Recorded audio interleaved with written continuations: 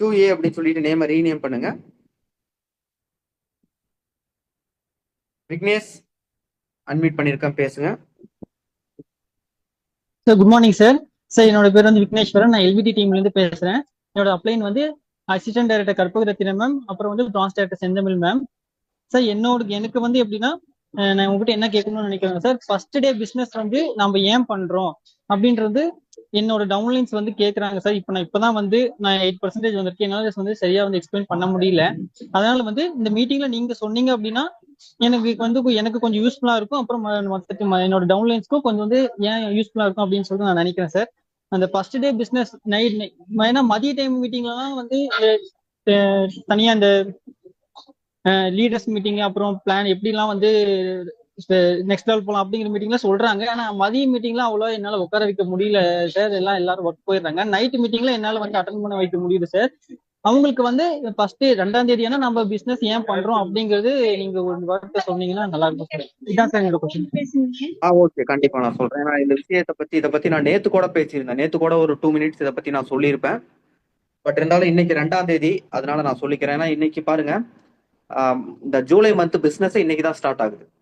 இப்ப வேற ஒரு சில நெட்வொர்க் மார்க்கெட்டிங்லாம் நானும் வேற ஒரு சில இதுக்கு முன்னாடி வெஸ்டேஜுக்கு முன்னாடி நானும் வேற ஒரு சில நெட்வொர்க் மார்க்கெட்டிங் டைரக்ட் செல்லிங்லாம் பண்ணியிருக்கேன். வேற ஒரு சில கம்பெனியும் வெஸ்டேஜ் இல்லாம வேற ஒரு சில கம்பெனியை பத்தி எனக்கு தெரியும், கேள்விப்பட்டிருக்கேன். அதுல என்ன நடக்குது அப்படிங்கிறதும் எனக்கு தெரியும். ஒரு சிலர்கிட்ட பேசும்போது அதை பத்தி எல்லாம் சொல்லுவாங்க, நான் கேட்டிருக்கேன். வேற எந்த ஒரு டைரக்ட் செல்லிங்லயுமே இல்லாத ஒரு தனித்துவம் எங்க இருக்கு அப்படின்னா வெஸ்டேஜ்ல இருக்கு. அது நான் பார்த்திருக்கேன், உணர்ந்திருக்கேன்.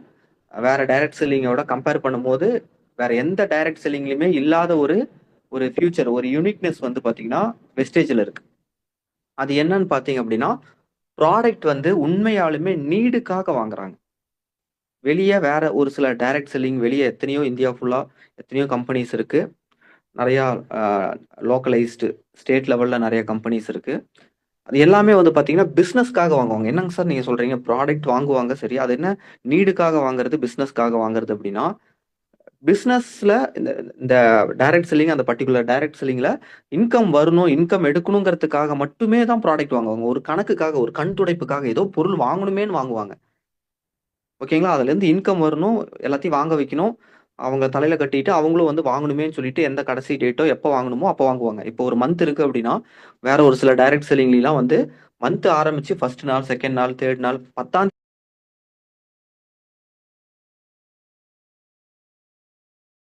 தேதிக்கு மேல தான் மெதுவா பிசினஸே பிக்கப் ஆகும். ஓகேங்களா? அந்த மந்த் க்ளோஸ் ஆகும்போது தான் எல்லாரும் போய் அடிச்சு புடிச்சு வாங்குவாங்க. ஏன்னா, ஜஸ்ட் வந்து அந்த மந்த் முடியறதுக்குள்ளயும் ப்ராடக்ட் வாங்குனா தான் கமிஷன் வரும் அப்படிங்கிறதுக்காக வாங்குவாங்க. மந்தோட ஸ்டார்ட்டிங்ல வந்து பிசினஸே இருக்காது. வேற ஒரு சில கம்பெனிஸ்லாம். பட் ஆனா வெஸ்டேஜ்ல வந்து பாத்தீங்கன்னா, என்ன ஒரு யூனிக்னஸ்னா, இங்க உண்மையாலுமே ப்ராடக்ட் வந்து பயன்படுத்துறாங்க. மக்கள் வந்து ப்ராடக்ட் வந்து குவாலிட்டியா குடுக்குறாங்க. ப்ராடக்ட் வந்து குவாலிட்டியா இருக்கிறதுனால மக்கள் வந்து ஒரு சிலர் பிசினஸ் அவங்க பண்ணலைனா கூட, ஏன்னா வெளியே வேற எல்லா டைரக்ட் செல்லிங்லயும் பிசினஸ் வந்து பண்றவங்க மட்டும் தான் ப்ராடக்ட் வாங்குவாங்க. பிசினஸ் பண்ணலைன்னா ப்ராடக்ட் வாங்க மாட்டாங்க. ஏன்னா ப்ராடக்ட் அந்த அளவுக்கு நல்லா இருக்காது. ஓகேவா? பிசினஸை தாண்டி ப்ராடக்ட் வந்து கை கொடுக்காது. ஆனா வெஸ்டேஜ்ல என்ன ஒரு ஒரு சிறப்பம்சம் இருக்கு அப்படின்னா, வெஸ்டேஜுக்குள்ள வந்து பிசினஸ் பண்ண முடியல, இல்ல பிசினஸ் இப்ப பண்ணல, நான் அப்புறம் பண்றேன் அப்படிங்கிறவங்க, பண்றேன்னு சொல்றவங்க கூட ப்ராடக்ட் எத்தனையோ பேர் மந்த்லி மந்த்லி கன்சியூம் பண்றாங்க. ப்ராடக்ட் எத்தனையோ பேர் வாங்குறாங்க. ஹெல்த் சப்ளிமெண்ட் எத்தனையோ பேர் வாங்குறாங்க. எத்தனை பேர் ஹோம் கேர் ஐட்டம்ஸ் வாங்குறாங்க, அக்ரி ப்ராடக்ட்ஸ் வாங்குறாங்க. வெஸ்டேஜ்ல இருக்கக்கூடிய எல்லா ப்ராடக்ட்ஸுமே வந்து குவாலிட்டியா இருக்கிறதுனால பிசினஸ் கூட நான் அப்புறம் பண்றேன் அப்படிங்கிறவங்களா இருந்தாலுமே ப்ராடக்ட்டை ஒன்ஸ் வாங்கி பயன்படுத்த ஆரம்பிச்சிட்டாங்கன்னா ப்ராடக்ட் வாங்க ஆரம்பிச்சிட்டாங்க. ஓகேங்களா? இன்னைக்கு வந்து ஒரு ஒரு ஸ்டோர்ல ஒரு டிஎல்சிபில வந்து ஒருத்தர் அந்த இன்சார்ஜ் வந்து சொல்றாரு, நேத்து வந்து ஃபுல் ஸ்டாக் இருந்திருக்கு. ஓகேவா சார், இன்னைக்கெல்லாம் வந்து நாப்கின் வந்து கண்டிப்பா கிடைக்கும் அப்படின்னாரு. ஒன்றும் பிரச்சனையே கிடையாது. நேத்தே நான் கேட்டிருந்தேன். அதுக்கு வந்து நாப்கின்லாம் வந்து ஒன்றும் வரியே இல்லை, வந்திருக்கு அப்படின்னு சொல்லிட்டு எனக்கு வந்து அந்த வந்து வீடு அந்த ரூம் ஃபுல்லா அடுக்கி வச்சிருந்த போட்டோவே எனக்கு எடுத்து அனுப்புனாரு. நேத்து ஈவினிங் அனுப்புனாரு. நாப்கின்லாம் வந்துருச்சு, ஒன்றும் பிரச்சனை இல்லை அப்படின்னு. இன்னைக்கு காலையில நான் வந்து கிட்டத்தட்ட வந்து 11 மணிக்கு மேல நான் ஆர்டர் போடுறேன். சார் எல்லாமே வந்து ஸ்டோர் பிக்கப், ஆன்லைன் ஆர்டர்லயே எல்லா ப்ராடக்ட்டுமே காலி, நாப்கினே காலி அப்படின்றாரு. ஏன்னா வந்து அது அதுக்குள்ளேயும் அவருக்கே தெரியல. அது அவருக்கே வந்து தெரியல. இவ்வளோ இவ்வளோ டிமாண்ட் இருக்கும்னு. அவர் வாங்கி வச்ச ப்ராடக்ட் எல்லாமே ஸ்டோர்ல காலி. ஓகேவா? ஏன்னா அவரே வந்து எதிர்பார்க்கவே இல்ல. நேர்ல வந்து வாங்குவாங்கங்கிறத விட எல்லாமே ஆன்லைன் ஆர்டர்லயே எல்லாமே ஸ்டோர் பிக்கப்னு போட்டே வந்து நாப்கின காலி பண்ணிட்டாங்க. அங்க இருக்கக்கூடிய கவுண்ட் இருக்கும் இல்லையா? இத்தன கவுண்ட் அப்படின்னு. அந்த கவுண்ட் வந்து அந்த ஆன்லைன்ல வந்து ஆர்டர் போட முடியாத அளவுக்கு காலி ஆயிருச்சு. இது எப்படி நடக்குது? யோசிச்சு பாருங்க. ஓகேவா? அந்த அளவுக்கு வந்து ப்ராடக்ட் வந்து ரொம்ப குவாலிட்டியா இருக்கு. இதுதான் மெயின் காரணம். இத வந்து ஃபர்ஸ்ட் புடிச்சுக்கோங்க. இந்த விஷயத்த ஃபர்ஸ்ட் புரிஞ்சுக்கோங்க. ஓகேவா? ப்ராடக்ட் வந்து குவாலிட்டியா இருக்கு. அப்ப இந்த பிசினஸ் வந்து நம்மளால ரொம்ப ஈஸியா பண்ண முடியுது. அப்ப இந்த பிசினஸ நம்ம ஈஸியா பண்றதுக்கு ப்ராடக்ட் வந்து ரொம்ப குவாலிட்டியா இருக்கு. எல்லா ப்ராடக்ட்டுமே ரொம்ப ஈஸியா கை குடுக்குது அப்படின்னு நமக்கு தெரியுது. நம்ம பயன்படுத்திட்டோம், வாங்கிட்டோம். இப்ப நம்ம எதுக்காக 2ஆம் தேதியே பிசினஸ் பண்ண சொல்றோம்? இப்ப நம்ம பிசினஸ்க்குள்ள வரலாம். ஓகேவா? ஏன்னா ஏதோ ஒரு பொருள உங்கள வாங்க சொல்லல. ஏதோ ஒரு பொருள வாங்குங்க, வாங்குங்கன்னு யாரையும் சொல்லல. உங்களுக்கு உங்க வீட்டுக்கு தேவையான பொருள் வாங்குறீங்க அப்படின்னா, உங்களுக்கு இத விட குவாலிட்டியான வெளிய வேற எந்த பிராண்டையும் உங்களால கை நீட்டி காமிக்க முடியாது. ஓகேவா? நீங்க சோப்பு வாங்குறீங்களா? ஷாம்பு வாங்குறீங்களா? பேஸ்ட் வாங்குறீங்களா? நாப்கின் வாங்குறீங்களா? யோசிச்சு பாருங்க. இதுக்கு முன்னாடி இருந்த நாப்கின் கூட வந்து ₹250. இப்ப வந்து 190யா குறைச்சிருக்காங்க. DP rate. ஆனா அத விட இன்னும் வந்து அப்கிரேட் பண்ணியிருக்காங்க. நாப்கின் வந்து அப்கிரேட் பண்ணியிருக்காங்க. திரும்பவும் டெஸ்ட் பண்ணியிருக்காங்க. பிஎம்சிஎம் மீட்டிங்ல ரீசெண்டா நடந்துச்சு. எல்லா நாப்கினையுமே வச்சு அந்த சிரஞ்சில வந்து 20 எம்எல் 20 எம்எல்லா எடுத்து விடுறாங்க. மத்த நாப்கின் எல்லாம் வந்து அப்படியே வந்து ஓடுது தண்ணி. அந்த அந்த ப்ளூ வாட்டர் மாரி ஏதோ ஒரு லிக்விட் வந்து கலர் தெரியணுங்கிறதுக்காக அது. பட் வந்து வெஸ்டேஜோட இது வந்து அவ்வளோ ஸ்ட்ராங்கா வந்து நிக்குது. புது நாப்கின். ஓகேங்களா? எதுக்காக நான் இது சொல்றேன் அப்படின்னா, அப்ப அந்த அந்த மாரி வந்து எந்த ப்ராடக்ட்ட நீங்க எடுத்துக்கிட்டு நீங்க வெளிய மார்க்கெட்ல இருக்கக்கூடிய ப்ராடக்ட்ட கம்பேர் பண்ணாலும் உங்களுக்கு வந்து அடிச்சுக்கவே முடியாது. வெஸ்டேஜ் வந்து அவ்வளோ குவாலிட்டியா இருக்கு. ஓகேவா? இப்ப ப்ராடக்ட் குவாலிட்டியா இருக்கு. இத வச்சு நம்ம எப்படி பிசினஸ் பண்றது? ஓகே, இதுதான் பாயிண்ட். அப்ப நீங்களும் வந்து எப்ப வேணா வாங்கிக்கலாம் ப்ராடக்ட் அப்படின்னு நம்ம வந்து கன்சிஸ்டன்சி பண்றதுக்கு 14ஆம் தேதி வரைக்கும் டைம் இருக்கு. ரீபர்ச்சேஸ் பண்றதுக்கு 18ஆம் தேதி வரைக்கும் டைம் இருக்கு. இல்ல வந்து மந்த் முடியறதுக்கு மந்த் கடைசி வரைக்கும் டைம் இருக்கு. நீங்க எப்ப வேணா பண்ணலாம்னா, பிசினஸ் நம்ம எப்படி டெவலப் பண்றது? ஓகேவா? இப்ப நம்ம 100 பிவி கன்சிஸ்டன்சின்னு ஒரு கான்செப்ட் இருக்கு. 100 பிவி நீங்க நீங்க பண்ணுங்க. அதே மாரி எல்லாரையும் பண்ண சொல்லலாம். எல்லாரும் பண்றோம். நாங்க பண்றோம். நீங்களும் பண்ணுங்கன்னு ப்ரொமோட் பண்ணலாம் அப்படின்னு நான் சொல்றேன். நான் 100 பிவி பண்றேன். என்னைய பார்த்து நீங்க பண்றீங்க. உங்கள பார்த்து உங்களுக்கு கீழ இருக்கிறவங்க பண்றாங்க. உங்கள பார்த்து உங்களுக்கு கீழ இருக்கிறவங்க பண்றாங்க. இப்ப எல்லாரும் 100 பிவி பண்றாங்க. அதே வந்து நீங்க வந்து அ 4ஆம் தேதி பண்ணுவீங்க, 8ஆம் தேதி பண்ணுவீங்க. இல்ல கடைசி நாள் கன்சிஸ்டன்சியோட கடைசி நாள் 14ஆம் தேதி கூட பண்ணலாம்.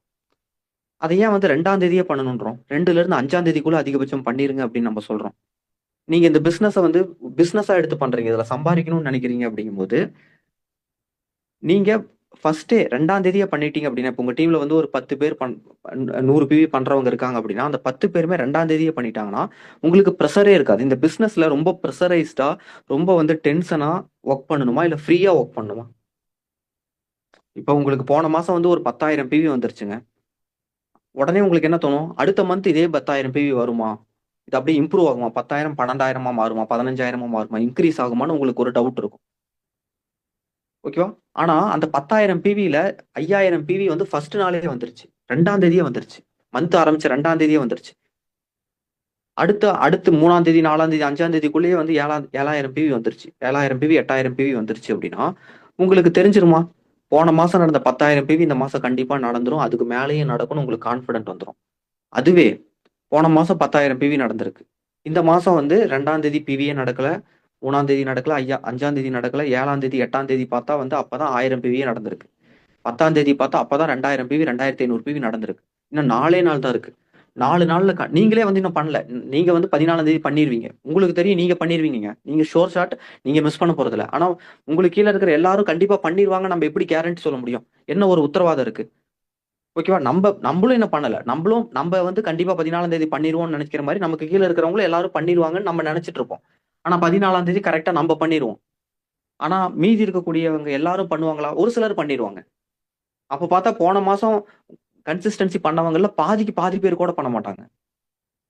பாதிக்கு பாதி பேர் கூட 14ஆம் தேதி முடிச்சு பண்ண மாட்டாங்க. ஏன்னா எல்லாரும் மிஸ் பண்ணியிருப்பாங்க. ஃபாலோ அப்பே இருக்காது. அப்ப என்ன ஆகுது? ஏங்க இது நம்ப வந்து இந்த பிசினஸ வந்து ஒரு பிசினஸா பண்றோம். ஒரு சிஸ்டமேட்டிக்கா கொண்டு வரலாம். ஓகேவா? அப்ப என்ன பண்ணலாம்? எல்லாரும் வந்து நீங்க கன்சிஸ்டன்சி 14ஆம் தேதி பண்ண போறது தான். 14ஆம் தேதியோ, 12ஆம் தேதியோ, 10ஆம் தேதியோ பண்ண போறீங்க. அத ஏன் வந்து 2ஆம் தேதியே பண்ணிருங்க. இப்ப 1 மாசம் ஏர்லியரா பண்ணுவீங்க. ஏங்க நான் எப்பயுமே 10ஆம் தேதி தாங்க பண்ணுவேன். நான் எப்படிங்க 2ஆம் தேதி பண்றது? ஒரே 1 மாசம் 10ஆம் தேதி பண்றதுக்கு பதிலா 2ஆம் தேதி பண்ணுங்க. அடுத்த மாசத்துல இருந்து அடுத்த மாசம் 2ஆம் தேதி, இந்த இந்த 2ஆம் தேதியில இருந்து அடுத்த 2ஆம் தேதி 30 நாள் கேப் இருக்கு. இப்ப நீங்க 10ஆம் தேதி பண்ணும்போது 30 நாள் கேப் இருக்கா? எங்க நான் யூஸ்வலா 10ஆம் தேதி தான் பண்ணுவேன். 12ஆம் தேதி தான் பண்ணுவேன். எப்படிங்க நான் வந்து 2ஆம் தேதி பண்றது? ஏங்க 2ஆம் தேதினா ஒரே ஒரு மாசம் தான் வந்து ஏர்லியரா பண்ண போறீங்க. ஒரு மாசம் ஏர்லியரா பண்ணிட்டீங்கன்னா, அடுத்த மாசம் திரும்ப 30 நாள் கேப் ஆயிடுச்சு. அடுத்த 2ஆம் தேதி தான் பண்ண போறீங்க. திரும்ப அதுக்கு அடுத்த 2ஆம் தேதி தான் பண்ண போறீங்க. திரும்ப அதுக்கு அடுத்த எப்படி 10ஆம் தேதி விட்டு அடுத்த 10ஆம் தேதி பண்றீங்களோ, 10ஆம் தேதி விட்டு அடுத்த 10ஆம் தேதி பண்றீங்களோ, 30 நாள் கேப் இருக்க போதோ, அதே மாதிரி தான் 2ஆம் தேதி பண்ணிட்டா அடுத்த மாசம் 2ஆம் தேதி. ஏன்னா 2ஆம் தேதி பண்றவங்க எல்லாம் என்ன நினைச்சுக்கிறாங்கன்னா, யாரோ வந்து எல்லாத்துக்கும் முன்னாடி முந்தி அடிச்சுட்டு போயிட்டு பல நாளைக்கு முன்னாடியே போய் பர்ச்சேஸ் பண்றாங்க. பாவம் எப்படி பாவம் லீடர்ஸ் பார்த்து எப்படி பண்றாங்க அப்படின்னு ஒரு சிலர் வந்து ரொம்ப யோசிக்கிறீங்க. ஏங்க அவங்க ஆல்ரெடி 30 நாள் கழிச்சு தான் பண்றாங்க. 2ஆம் தேதி நான் போன மாசம் 2ஆம் தேதி தான் பண்ணேன். இந்த மாசம் 2ஆம் தேதி நான் பண்ணிட்டேன். எனக்கு 30 நாள் டைம் கேப் இருக்கு. நான் ரொம்ப ஏர்லியராலாம் பண்ணலைங்க. நானும் 1 மந்த் கழிச்சு தான் பண்றேன். இது நிறைய பேருக்கு இங்க புரிய மாட்டேங்குது. எதுக்கு நான் 2ஆம் தேதி பண்ணணும்னா, ஏங்க நீங்க 2ஆம் தேதி பண்ணீங்கன்னா, இப்ப நீங்க 2ஆம் தேதி பண்ணிட்டீங்க.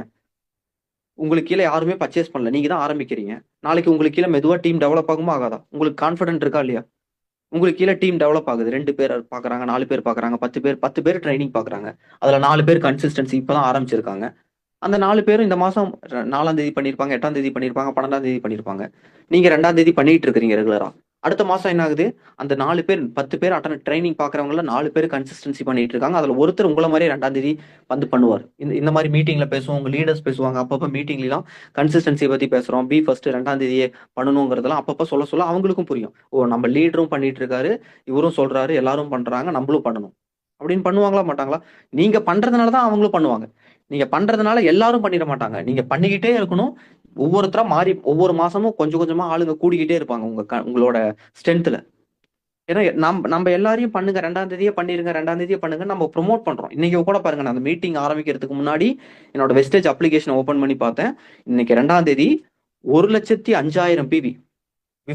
பிஃபோர் இந்த ட்ரைனிங்க்கு முன்னாடி நான் வெஸ்டேஜ் ஆப் ஓபன் பண்ணி பார்க்கும்போது 1,05,000 பிவி ஃபர்ஸ்ட் நாளே நடந்திருக்கு. எப்படிங்க இது பாசிபிள்? யோசிச்சு பாருங்க.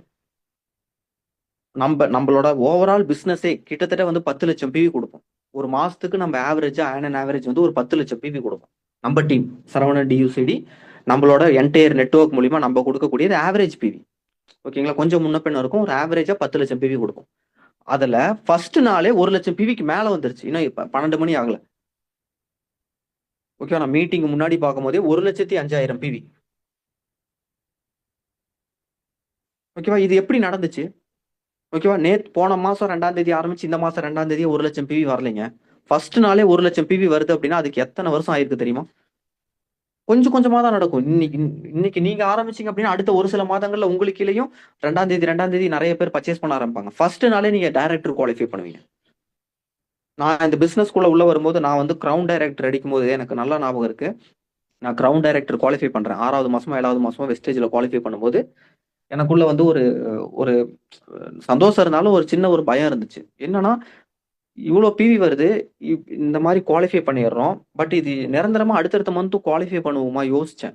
நினைச்சு பார்த்தேன். கிரவுண்ட் டைரக்டர் குவாலிஃபை பண்ணியாச்சு, கிரவுண்ட் டைரக்டர் அடிச்சாச்சு. 6 லெக்ல 2000 பிவிக்கு மேல வரணும். இந்த பிவி எல்லாம் வந்து இந்த மாதிரி ground director every month qualify பண்ண முடியுமா?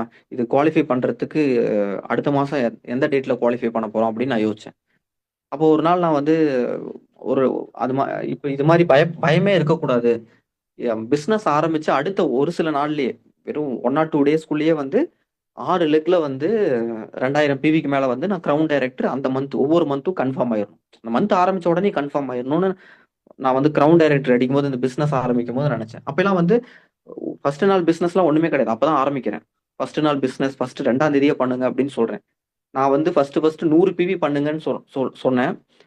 அதுக்கப்புறமேட்டு வந்து 2ஆம் தேதியே பண்ணணும்னு சொல்லும்போது நிறைய டைரக்டர்ஸ் லீடர்ஸ் யாருமே வந்து பண்ண முன் வரவே இல்லை. தயங்கினாங்க. அவங்கெல்லாம் வந்து பண்ணவே இல்லை. நான் 2ஆம் தேதி எவ்ரி மந்த் பண்ணி காமிச்சிட்டே இருந்தேன். ஸ்கிரீன்ஷாட் போட்டுக்கிட்டே இருந்தேன். 2ஆம் தேதி பண்ணுங்க நிறைய மீட்டிங்ல சொன்னேன். மெதுவா தான் பிக்கப் ஆச்சு. 1 மாசம் ஆச்சு, 2 மாசம் ஆச்சு, 3 மாசம் ஆச்சு, ஒரு 5 மாசம் 6 மாசத்துக்கு அப்புறம் தான் வந்து ஃபர்ஸ்ட் 2ஆம் தேதியே வந்து 10,000 பிவி 12,000 பிவி வர ஆரம்பிச்சிச்சு. அது அப்படியே வந்து 10,000 15,000 ஆச்சு, 20,000 ஆச்சு, 30,000 ஆச்சு, 40,000 ஆச்சு, 50,000 ஆச்சு. கிட்டத்தட்ட வந்து 3 வருஷம் 4 வருஷத்துக்கு அப்புறம் இப்ப வந்து ஃபர்ஸ்ட் நாளே வந்து 1 லட்சம் பிவி நடக்குது. இதுதான் எண்டுன்னு கிடையாது. இன்னும் ஒரு சில வருடங்களுக்கு அப்புறம் ஃபர்ஸ்ட் நாளே 2 லட்சம் பிவி கூட நடக்கும். ஓகேங்களா? இது உங்களுக்கும் வந்து இந்த இந்த டிரான்சிஷன் வந்து நடக்கும். ப்ராடக்ட் குவாலிட்டியா இருக்கு. நம்ம வாங்க தான் போறோம். அத 2ஆம் தேதியே வாங்கிட்டா என்ன? இந்த பிசினஸ் நம்ம பண்ண தான் போறோம். இதுல சம்பாரிக்க தான் போறோம். அத கொஞ்சம் இனிஷியேட்டிவ் எடுத்து முன்னாடி பண்ணா தானே நமக்கு ரிசல்ட் வரும். நம்ம ரிசல்ட் நம்மளே தடுக்கிற மாரி ஆயிரும் இது. ஏன்னா நம்ம ஒரு சிஸ்டத்துக்குள்ள கொண்டு வரலாம். இது கம்பெனி ஒண்ணும் கட்டாயப்படுத்தல. நீங்க 2ஆம் தேதியே பண்ணி ஆகணும்னு சொல்லல. நம்ம டீமுக்குள்ள நம்ம டீம பார்த்து எத்தன பேர் வெளியில இருக்கிறவங்க ஃபாலோ பண்றாங்க தெரியுமா? ஓகேவா? இந்த இந்த ஒரு சிஸ்டம நம்ம கொண்டு வந்து இந்த விஷயத்த வந்து இப்படி பண்ணலாம்னு சொல்லிட்டு கொண்டு வந்து நம்ம எவ்வளோ இதா பண்ணி எவ்வளவு பெரிய சக்சஸ் ரிசல்ட் எடுத்திருக்கோம்னு பாருங்க. ஓகேங்களா? அதனால வந்து 2ஆம் தேதி பிசினஸ்க்குள்ள வந்துருங்க. இதுல என்ன தப்பு இருக்கு? நீங்க தான் பண்ண போறீங்க. நாளைக்கு பண்றது இன்னைக்கே பண்ண போறீங்க. இன்னைக்கு பண்ணிட்டீங்க. ஒரு டைம் வந்து முன்னாடி ஒரே ஒரு மாசம் எந்த மந்த் பண்ண போறீங்களா 2ஆம் தேதி, அந்த மந்த் மட்டும் கொஞ்சம் ஒரு சில நாட்கள் முன்னாடி ஏர்லியரா பண்ற மாதிரி இருக்குங்க. ஓகேவா? அதுக்கு அடுத்த மந்த்ல இருந்து 30 நாள், நான் திரும்பவும் சொல்றேன், 30 நாள் கேப் இருக்கு. நீங்க ஒன்னும் ஏர்லியராலாம் பண்ணல. நான் எவ்ரி மந்த் 2ஆம் தேதி பண்றேன். எனக்கு 30 நாள் 1 மந்த் கழிச்சு தான் நானும் பண்ணிட்டு இருக்கேன். நானும் ஒன்னும் அடுத்தடுத்த நாளே பண்ணிட்டு இருக்கல. அது நிறைய பேருக்கு புரியவே மாட்டேங்குது. ஐயோ 2ஆம் தேதி பிசினஸா கஷ்டங்க. ஐயோ 2ஆம் தேதியேவா கஷ்டங்க. முடியாதுங்க, பணம் இல்லைங்க. நான் 10ஆம் தேதி பண்ணிடுவேங்க. நீங்க 10ஆம் தேதி பண்றது 2ஆம் தேதி அந்த அந்த விஷயத்த கொண்டு வாங்க. இனி கஷ்டம் தான். 10ஆம் தேதி ஏங்க, எனக்கு காசு யூஸ்வலா வந்து இந்த டேட்ல தான் வரும், அந்த டேட்ல தான் வரும். அதுதான் அதுதான் நம்ம நம்ம வந்து நம்மளோட சிரமமே. அந்த சிரமத்தை பாத்தீங்க அப்படின்னா நீங்க முன்னேற முடியாது. அதை அரேஞ்ச் பண்ணுங்க. அதுக்கு என்ன பண்ணணுமோ பண்ணுங்க. ஓகேவா? அது அது வந்து உங்களோட பிரச்சனை. அது வந்து உங்களோட ரிஸ்க் தான். எல்லாருக்குமே கஷ்டம் தான். எல்லாருக்கும் பிரச்சனை இருக்குதான். யாருக்கு தான் இல்ல? யாரு தான் வந்து ஈஸி காசு வந்து சும்மா வச்சுட்டு உட்காந்துட்டு இருக்கா? இல்ல இல்ல, எல்லாரும் கஷ்டப்படுறவங்க தான். கஷ்டப்படுறவங்களுக்கு தான் இந்த பிசினஸ். நம்ம இனிஷியேட்டிவ் எடுத்து கஷ்டப்பட்டு சிரமப்பட்டு பண்ணாதான் நமக்கு கீழே வந்து இங்க பிசினஸே வரும். அதுதான் இங்க பல பேருக்கு வந்திருக்கு. ஓகே. அதே மாதிரி இன்னொரு விஷயம் என்ன அப்படின்னா, பாருங்க, இப்ப சரவணன் டியூசிடி டீம் அப்படின்னு சொல்லிட்டு நிறைய பேரை வந்து வெளியே ஏமாத்திக்கிட்டு இருக்கிறாங்க. ஓகேங்களா? நம்ம டீம் மீட்டிங்லாம் வந்து உள்ள வரதே கிடையாது. அவங்களா ஏதாவது ஒரு மீட்டிங், ஒரு சில மீட்டிங்லாம் வச்சுக்கிட்டு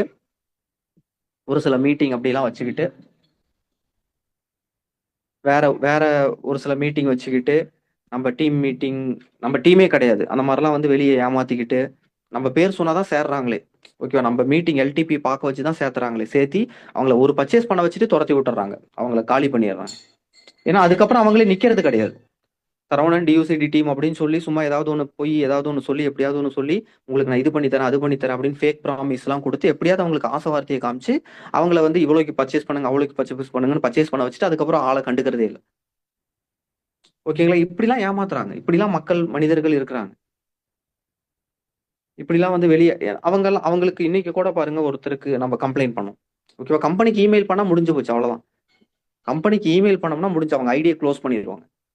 தப்பு வந்து எவ்வளவு நாள் பண்ணும்? இப்படி பண்ணி சம்பாரிச்சு வீடு காருன்னு வாங்கிட முடியும்னு நினைக்கிறீங்களா? அப்படிலாம் கூட பண்றாங்க. ஜெனியூனா பண்ணோம்னா நம்ம எந்த ஒரு ட்ரபுளும் இல்லாம கன்சிஸ்டண்டா இந்த பிசினஸ் பண்ணி நம்ம குரோ ஆகி போலாம். கொஞ்சம் முன்ன பின்ன எங்க ஒரு பிசினஸை கத்துக்கிறதுக்கு டைம் எடுக்கும்.